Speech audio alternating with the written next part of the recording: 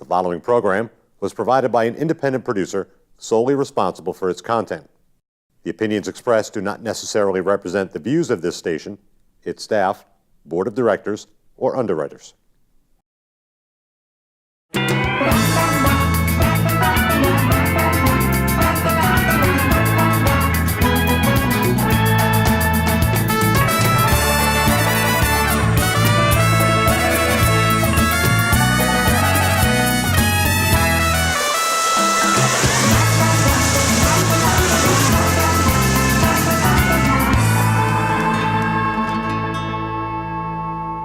Hey there, everybody, and welcome to the Happiness Jungle TV show with yours truly, Lyn-Dee Eldridge. And today, right now, I am so excited to bring to you from Skype, from Altamont Springs, Florida. This gentleman has not only touched my heart with his poetry, but with his words and with his inspiration. Mr. LeRoy Flemming is an author, and he is an inspirer. And when you hear about his story and about his journey of how he got to become an author, how he got involved with poetry, well, I think it's going to just uplift your heart to realize that everything is possible. So whatever your dreams are, you can live them. So I want to go ahead without further ado, and I want to bring out how poetry found him, Mr. LeRoy Flemming. Hey, LeRoy, how are you? I'm doing fine, Lyn-Dee, and thank you for having me on your show. It was a great intro that you did, and I really appreciate that. Well, LeRoy, you deserve it. As a matter of fact, you even deserve way more than that, but I need to take myself out of the way so you can shine. Okay, well, that's good. Well, thank you so very much to all your viewers and listeners. Like you said, every human being on the face of this planet has a story. And what you have to learn is how can you best tell your story? And in my case, I'll give you a brief rundown as to how poetry really connected to me and kind of really saved my life. When I was really young, my mom used to say to me, nobody lives forever. And as a kid, you don't really know what that means. You just listen to that and you say, okay, mom, and then you just go about your business because your mom's whole job is to protect you, but yet to try to make you wise. So I just kind of lived my life as a child, just hearing that every now and then constantly moving on. And then one day she had this little joke, like I used to irritate her so much. And she used to say, boy, will you get somewhere and leave me alone because you're making my behind itch? And I didn't know what that meant until I got older. I found out that I was getting on her nerves. So nonetheless. Say that again. That's funny. My mom. Yeah, she used to say, boy, will you go somewhere because you're making my behind itch? She really said butt itch, but I'm using behind as the polite way to say that. And when she would say that when I was young, I said, well, what did that mean? And so as I got older, and she said, and then it dawned on me that I always got on her nerves when I talked too much or did too much. So it was a beautiful story that she got to me, and I always remember that as a child. When I grew up, I ended up going to college, and when I went to college at Alabama State University in Montgomery, Alabama.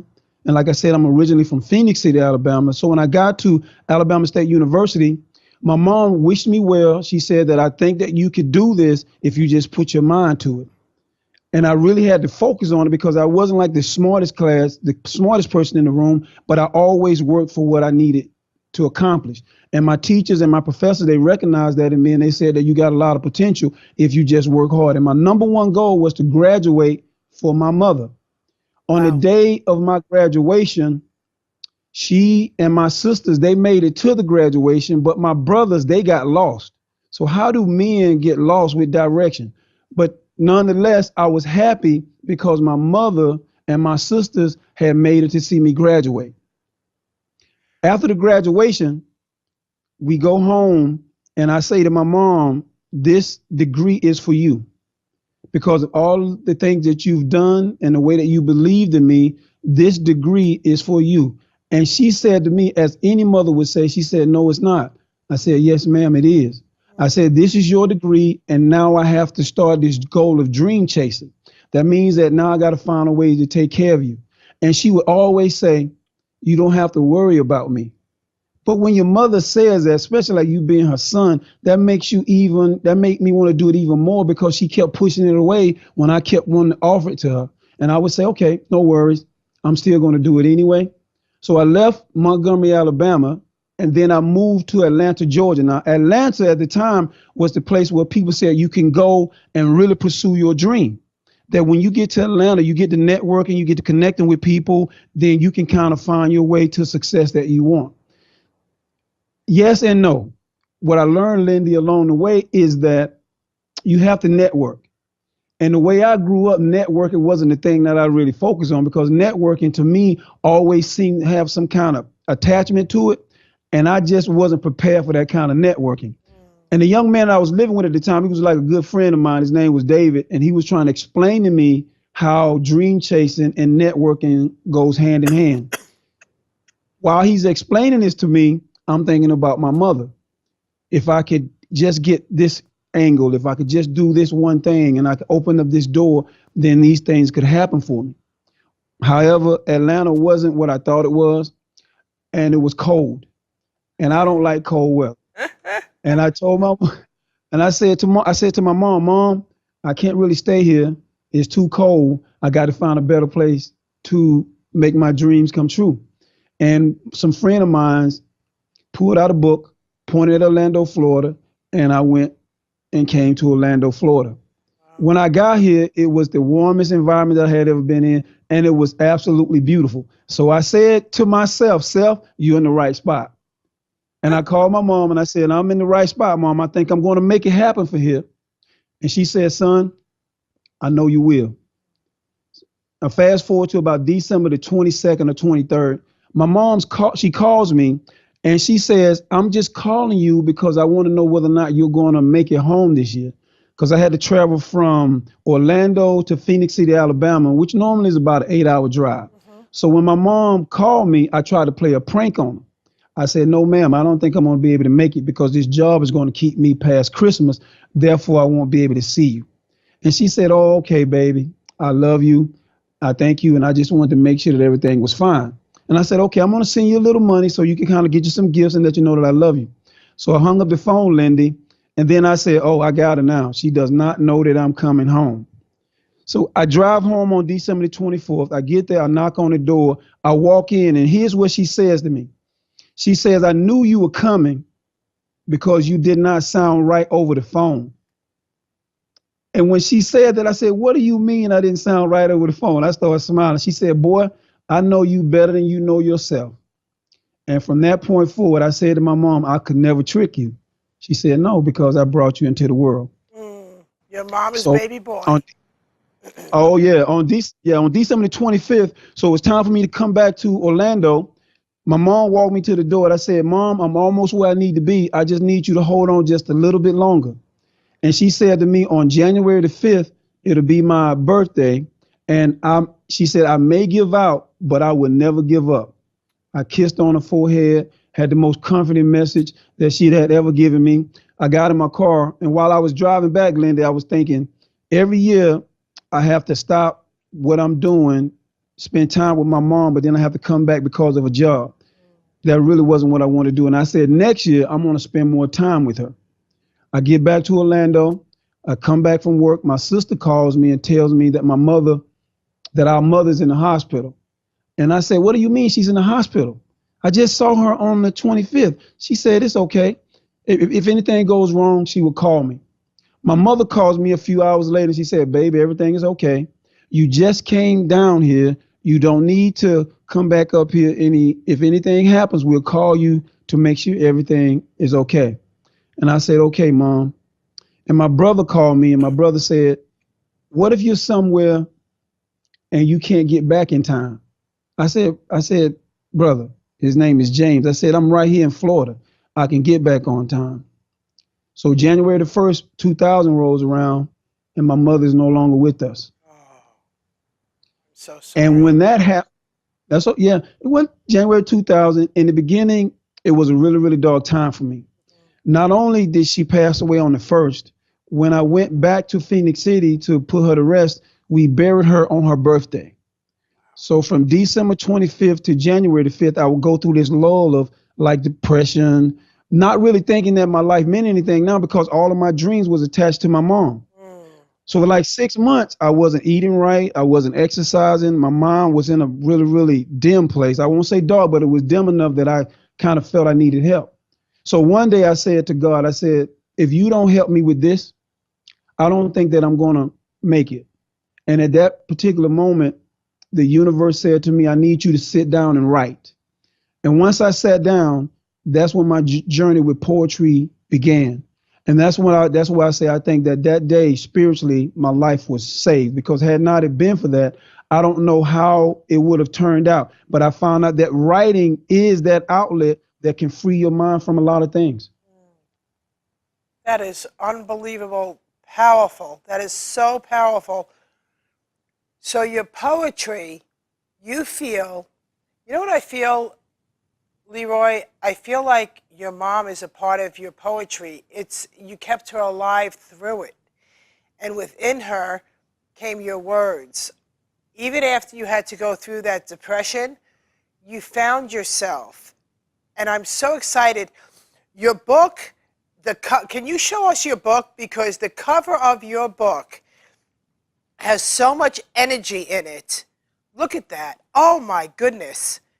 Just that heart alone, honestly, I could just feel it. It's spiritually bound. It's beautiful.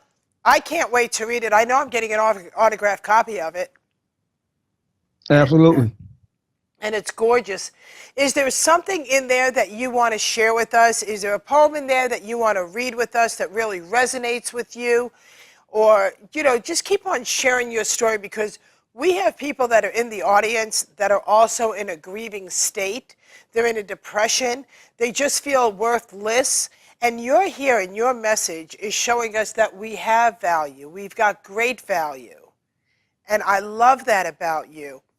Going from not exercising, not eating right, to finally finding exactly what it is that makes you you, which is very unique and very special. So I want our audience to really resonate with that, because there are so many people that are very lost today, Yes. and now Absolutely. you're helping Yes. people become more found. So that's amazing to me.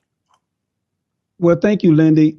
What I would say to your audience and to the human family is that the way my mom explained to me nobody lives forever is an indication that no matter what we do, you will not live forever. And you have to make the most of the time that you have. And I will piggyback, because my mom passed away, what I did is I stopped pursuing my dream, because I put everything that I could, everything that I thought I need into her being here. But the universe changed that. Like, it really changed it for me really, really quickly. And it left me in this lull. It left me like, well, what am I supposed to do with this dream now? Everything that I wanted to do, from, like Mr. Brown says that, he wanted to get his mom a house. He did that. I wasn't able to do that. I wanted to do great things for my mom. I wasn't able to do that. So that really left me in that spot to where what does life really mean? And when I said to God, you got to help me, when I began to write, it begins to show me, like you said, it begins to show me not only a part of me, but a part of how the human condition is.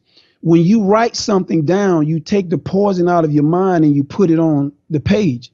You take the happiness in your mind and you put it on the page. Therefore, it becomes a living document of who you are. If you keep it inside, then it goes nowhere. It just festers in there. Whether it's extreme happiness or extreme sadness, it stays and it has nowhere to go until you can share it. When I started writing, and I'll just share the first piece with you and then I'll explain to you what happened. When I started writing, it's like the pen took on a life of its own. I had no control of it. So the very first piece that I wrote was titled "Here We Go." And it went something like this. It says, here we go, right at the beginning, where all things seem to want to end. Here we go, never observing the universe. Here we go, never looking or listening to the sun, the rain, the clouds, and all things natural. Here we go, never questioning the things within, where all confusion starts and where things never end. And when I got done with the entire piece, I said to myself, where did this come from? How was I able to write this? Because if you look at my history, I've never been a poet. I've never been the kind of young man that would express himself in this nature. When I got done with the piece, my mind was telling me that since you needed a form of expression, then this is what I'm going to give you. And no matter what time of the day or night that this piece inspires you, you must get up and write.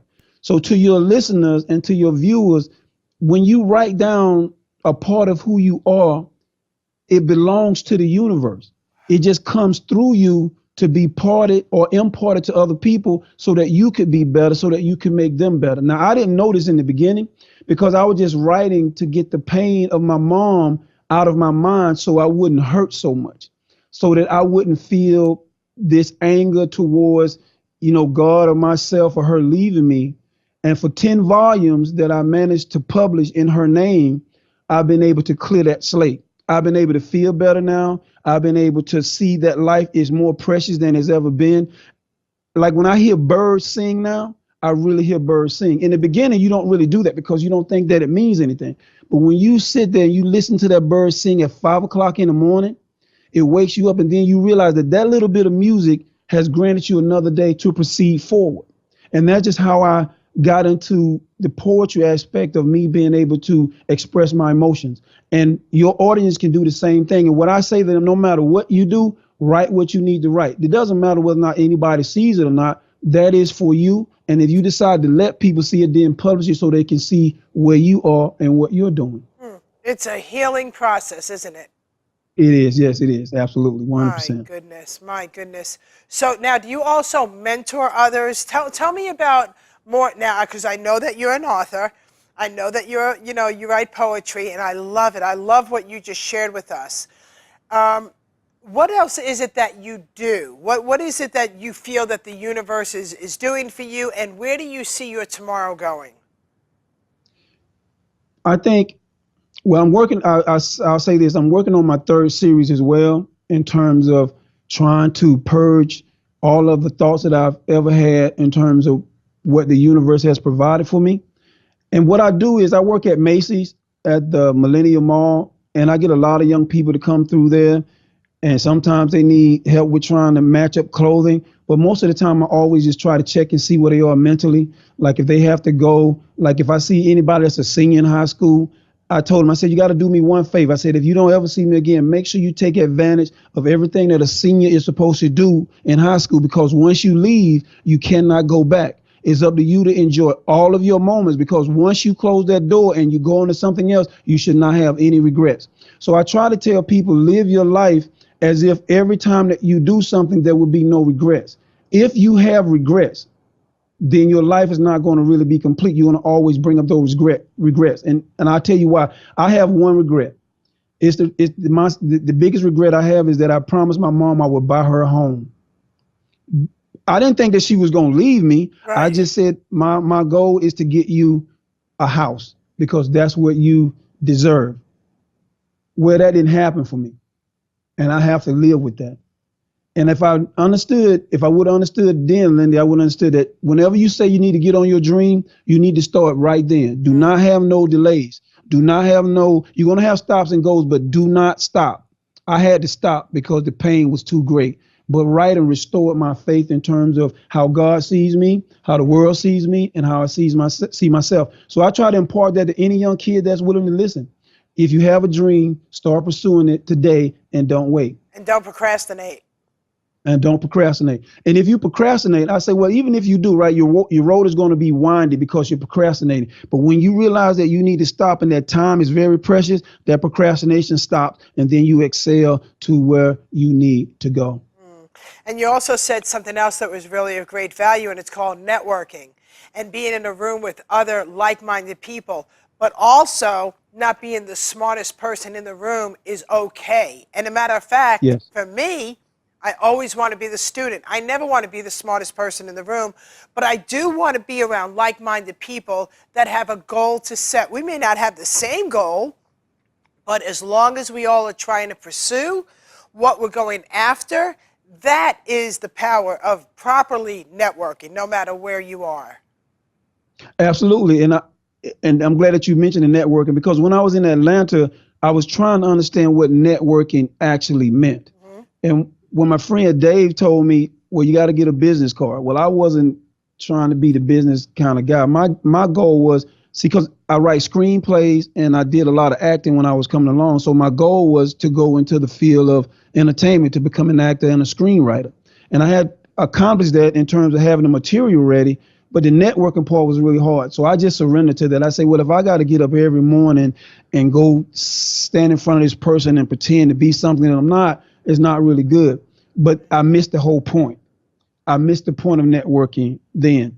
When I came to Orlando, I understood what networking, when I got here, I understood what it meant, but I lost my mom. So I really couldn't do it. It really didn't make any sense at that point. Right. And once I started writing, I began to see that in order for me to get my book published, I had to get to know some people so they can help me do that. And then that's when I began to see the value of knowing people. And before my mom died, I used to listen to Mr. Brown. I used to listen to Tony Robbins and all of those guys. But when my mom passed away, I didn't listen to anyone. Wow. So you really shut down. Yeah, I really shut down because I couldn't understand why, as I would say, I don't understand why God would do this to me. You know how you take it on personally, Yes. like God is really stabbing you. And I really could feel the pain of that. And I just kept saying every day, but God, why would you have me to come to all these places and love life like I do? And then you take the one most important thing from me in terms of what my dream was meant to solve. And I didn't get an answer. But when I started writing poetry, it was like God was saying, I'm going to help you. He kept saying, I'm going to help you. Right. Just pay attention and I'm going to help you. Right. And here's the funniest thing. But when I got to book number 5 in Time Enlightenment, I didn't think that God was really helping me, although she had given me all this information. But when I read the last poem in the last book, it was dedicated to my mom. So you got the first one that opens me up, and then you got the last one in the series that closes me off. Well, God was saying, I told you I would help you, but I just had to see that. So networking comes in that fashion when you realize, like, even if it's a spiritual network, you just can't give up on the universe because it won't give up on you. And then when you meet people, you got to let them understand what your dreams and goals are, and then maybe there'll be someone to help you. But if you stay closed off, nobody can help you. So for like 15 years, I was closed off. Wow. Because I really didn't know what to do. Yeah. And who could think it that if I walked into Millennium Mall, that my angel, my inspirer, a man who is looked up to, and I'm talking about you, by so many, you're making such an amazing difference. And there you are in Macy's department store, and people don't even realize how blessed they are or what's going to happen to them until they meet you. You're changing lives, LeRoy. You're changing lives all around the world. That mall is a tourist mall. It's because Yes, I know is. the area. I know the area quite well. Yeah. And so you never know where your customers are even coming from. Right. But when I hear what you say to our kids, our youth of tomorrow, they're never going to forget that.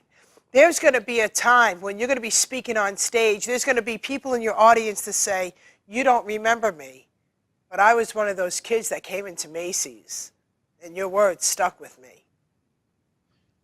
Well, I'm glad that you brought that up. 2 things before we end. Yesterday was a young man that I helped with his mom to help him get a shirt and tie for an event that he was going to.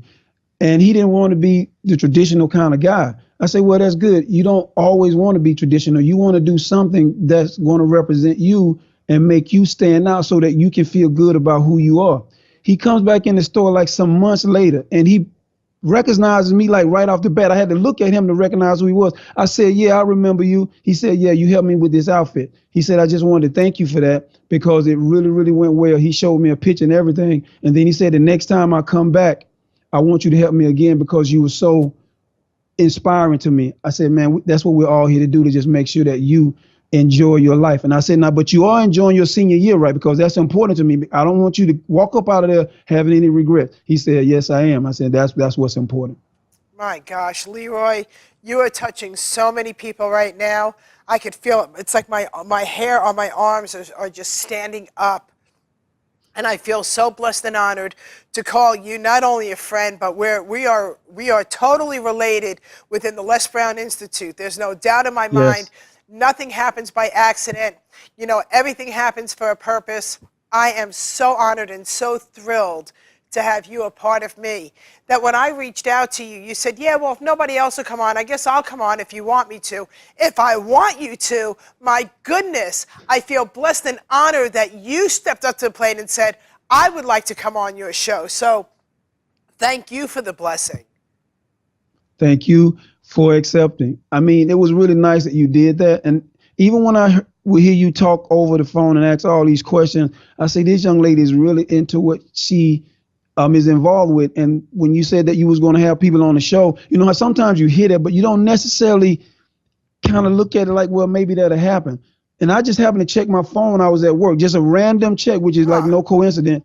And the very first Facebook message where you said to have somebody cancel, is there anyone willing to step up? That was just my sign to say, okay, let me put my name out there in the hat for you. So I want to say thank you for considering me. There's a lot of people you consider in the world, but I just thank you for giving me this opportunity to talk to your audience and let them know that your dreams and your thoughts are real. You just have to make sure that you pursue them. And at the end of your journey, hopefully we all don't have any regrets. Yeah, and through this whole conversation, and our time is almost up, if you could believe that, Mom is with us.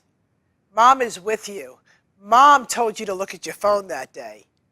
So never forget that. Your mother is with you.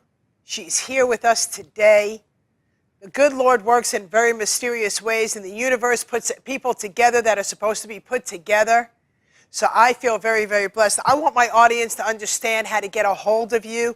So LeRoy, share with them, how can they get a hold of you? Besides walking into the Millennium Mall in Altamont Springs, Florida, and going to Macy's, how else could they get a hold of you? Well, thank you. Well, one way they can get a hold of me, I have an email address that's info@timelightenment.com. That's info@timelightenment.com. That's one way. And I also have my websites if they just want to go and view some of the covers so they can see some of the stories. And by the way, Lyn-Dee, just so you know, every cover has a meaning to the material inside as well. So if they want to go and find that, or they can go to Amazon and just type in my name, LeRoy Flemming, and they'll be able to see all of my body of work that way. And that way they can kind of see what my thoughts are all about.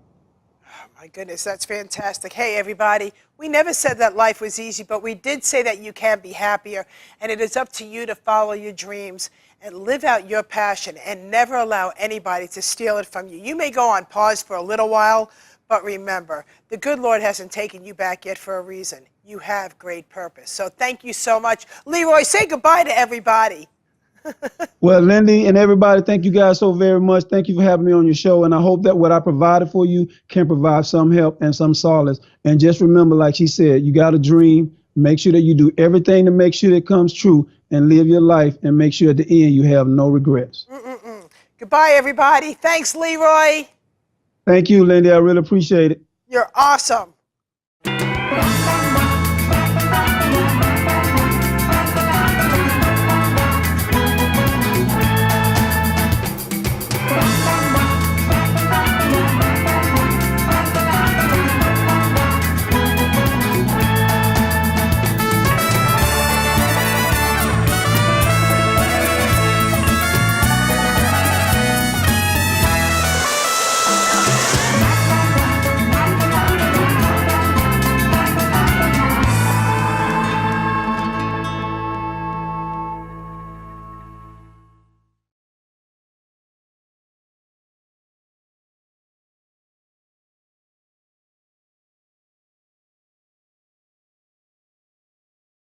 The preceding program was provided by an independent producer solely responsible for its content.